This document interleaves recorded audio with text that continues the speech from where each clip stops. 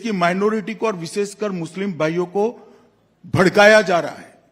देश में किसी की भी नागरिकता सीए छीन ही नहीं सकता, क्योंकि कानून में प्रोविजन ही नहीं है।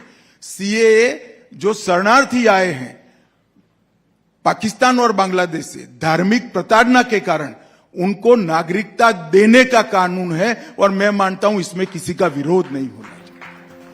तो बस फाइनली सिटीजन अमेंडमेंट एक्ट 2019 लागू हो ही गया। इसके इंप्लीमेंट होने के साथ ही अफवाहों का दौर भी शुरू हो गया है। एक लॉबी ने फिर से ये झूठ फैलाना शुरू कर दिया है कि इस अमेंडमेंट के लागू होने के बाद से भारतीय मुसलमानों की नागरिकता चली जाएगी, उनसे उनके दस्तावेज मांगे जाएंगे।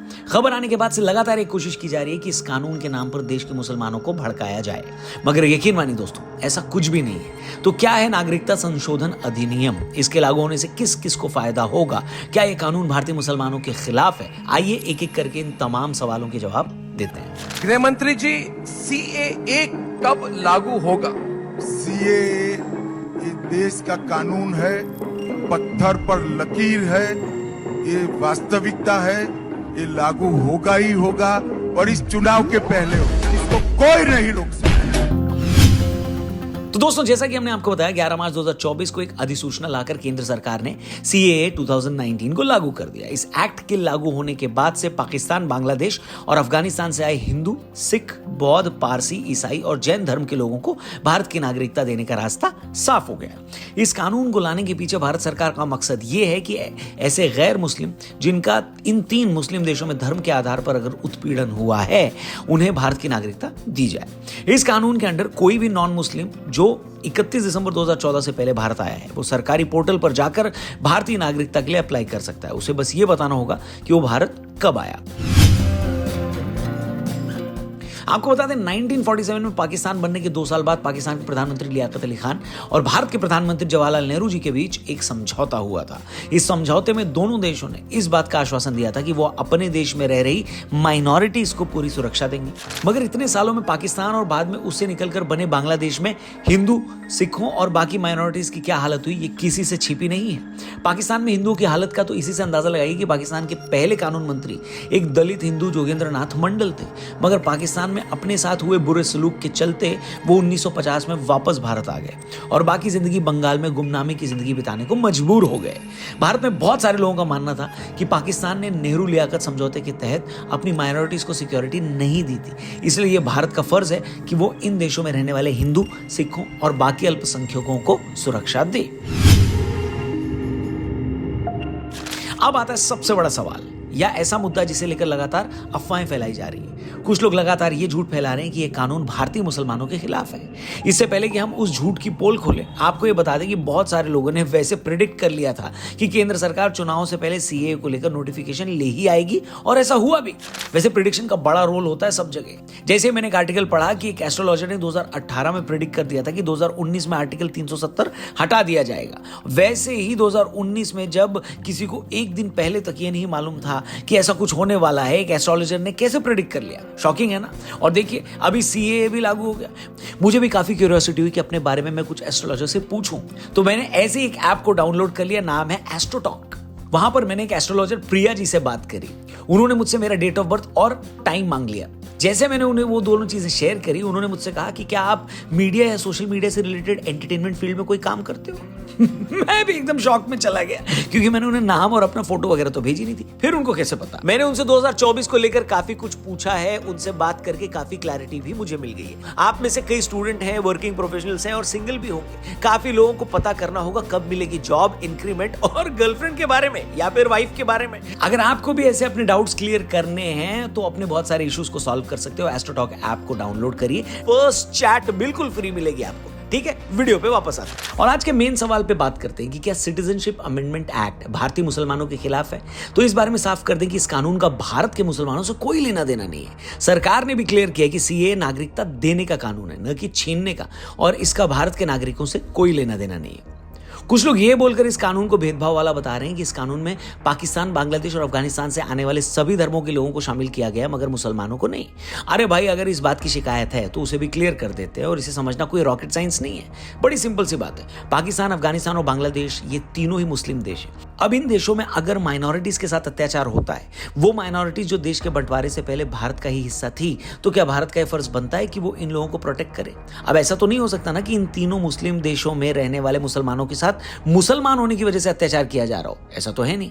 कुछ लोग ये भी आर्ग्यूमेंट देते हैं कि मगर इन देशों में शिया और अहमदिया मुसलमानों का टॉर्चर किया जाता है, तो भाई शिया और अहमदिया तो मुसलमानों का एक सेक्शन है और सीएए धार्मिक अल्पसंख्यकों के लिए, किसी मजहब के अंदर पीड़ित लोगों के लिए नहीं। लोग ये भी तर्क देते हैं कि भाई 47 में जब पाकिस्तान धर्म के आधार पर पहले ही भारत से अलग हो चुका है, तो फिर 71 में उससे अलग होकर बांग्लादेश भी बन गया, जो अगेन मुस्लिम कंट्री है। जब पहले ही मजहब के नाम पर भारत से 2 देश निकल चुके हैं, तो अब इन देशों के भी मुसलमानों को भारत में अगर सिटीजनशिप दी जाएगी, तो फिर भारत ने अपना बंटवारा सहा ही क्यों? बताइए।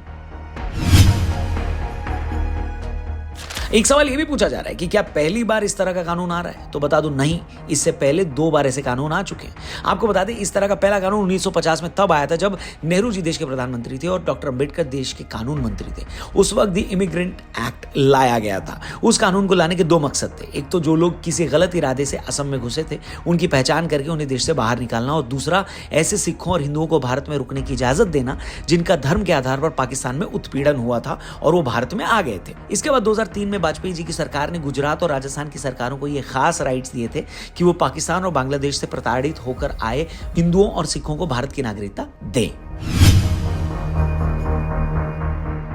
आपको बता दें, सीए को लेकर नोटिफिकेशन आने के बाद कोई भी एलिजिबल आदमी पोर्टल के माध्यम से ऑनलाइन अप्लाई कर सकता है। खबर आने के बाद से इस फैसले पर सबसे ज्यादा स्वागत पश्चिम बंगाल की मतुआ कम्युनिटी कर रही है। फैसला आने के बाद से ये लोग लगातार सेलिब्रेट कर रहे हैं। ये वो कम्युनिटी है जो बेसिकली पूर्वी पाकिस्तान से बिलोंग करती है और बांग्लादेश बनने के बाद ये लोग भारत आए थे।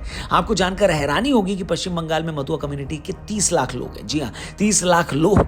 अभी तो हमने सिर्फ एक कम्युनिटी की बात की है। पूरे देश में ऐसे कितने शरणार्थी होंगे जो पाकिस्तान और बांग्लादेश से भागकर भारत आए होंगे, इसका आप सिर्फ अंदाजा लगा सकते हैं। यह देखकर सच में बड़ी हैरानी होती है कि जब 2019 में सीए कानून पास हुआ था, तब भी बड़े लेवल पर लोगों ने इसे बिना समझे एंटी मुस्लिम अनाउंस कर दिया था। देश में इसे लेकर बवाल बहुत ज्यादा हुआ था। 100 से ज्यादा लोग उन प्रदर्शनों में मारे गए। और हुआ क्या? हुआ यह कि इसका सबसे ज्यादा नुकसान उन नॉन मुस्लिम्स को हुआ जो इतने सालों से भारत की नागरिकता का वेट कर रहे थे। दोस्तों, हमें समझना होगा कि दुनिया में बहुत सारे रिलीजन्स कई देशों में फैले हुए हैं। उन धर्मों के लोग उन देशों में रह रहे हैं, मगर हिंदू हो, सिख हो, जैन हो या पारसी हो, ये वो लोग हैं जिनका असल घर भारत है। अगर पाकिस्तान या बांग्लादेश में हिंदू बच्चियों के साथ लगातार जुल्म हो रहे हैं, आए दिन उन्हें कन्वर्ट किया जा रहा है और ये लोग सोशल मीडिया पर भारत से खुद को बचाने की अपील कर रहे हैं, तो क्या हम चुपचाप ये सब देखते रहें? उधर तो कह नहीं सकते हम, हमको दुख होता है। होली करते किसी पे रंग गिर जाता मुसलमानों पे तो मुसलमान हमको मारने दौड़ते थे। आज हम विश्व गुरु बनने का ख्वाब देख रहे हैं। दुनिया में हमारा रसूख भी बड़ा है, मगर ऐसे रसूख का, ऐसी ताकत का क्या फायदा जब हम अपने ही मूल निवासियों को न बचा पाए, उन्हें शरण न दे पाए। हैरानी इसलिए भी है कि सीए के जरिए हिंदुओं और सिखों को भारत में लाने का इनडायरेक्ट विरोध वो लोग कर रहे हैं जिन्होंने न जाने कितने लाख रोहिंग्याओं को गैर कानूनी तरीके से भारत में बसा दिया है। वो रोहिंग्यास जिनका न जाने कितने अपराधों में नाम सामने आया है। इसलिए जो भी लोग सीए का विरोध कर रहे हैं या कर रहे थे, उन्हें यह बात अच्छे से समझ लेनी चाहिए कि किसी अफवाह के बहकावे में आकर वो उन लोगों पर जुल्म न करें जिनके लिए भारत ही एकमात्र सहारा है। अगर हम भी इन लोगों को पनाह नहीं देंगे तो उन लाखों बच्चियों का, नौजवानों का वही हश्र होगा जो आज तक इन देशों में होता आया है। उम्मीद है हमने इस मामले पर एक एक पहलू अच्छे से आपके सामने रख दिया होगा। बाकी आपकी इस मामले पर क्या राय है, कमेंट करके जरूर बताना, या अब भी इसे लेकर कोई सवाल है तो कमेंट बॉक्स में उसे पूछ सकते हैं। हम उस पर एक वीडियो आगे और बनाएंगे और अच्छे से उसे भी एक्सप्लेन जरूर करेंगे। और हाँ, डिस्क्रिप्शन में जो लिंक दिया है उस पर क्लिक करके एस्ट्रोटॉक ऐप को जरूर डाउनलोड करिएगा और लाइफ के प्रॉब्लम्स को सॉल्व करिएगा। चैनल सब्सक्राइब करके जाइएगा। फेसबुक पे देख रहे हैं तो पेज को जरूर लाइक करिएगा। Thank you for watching. जल्दी मिलते हैं। जय हिंद, जय भारत। इसकी माइनॉरिटी को और विशेषकर मुस्लिम भाइयों को भड़काया जा रहा है। देश में किसी की भी नागरिकता सीए छीन ही नहीं सकता, क्योंकि कानून में प्रोविजन ही नहीं है। सीए जो शरणार्थी आए हैं पाकिस्तान और बांग्लादेश से धार्मिक प्रताड़ना के कारण, उनको नागरिकता देने का कानून है और मैं मानता हूं इसमें किसी का विरोध नहीं होना।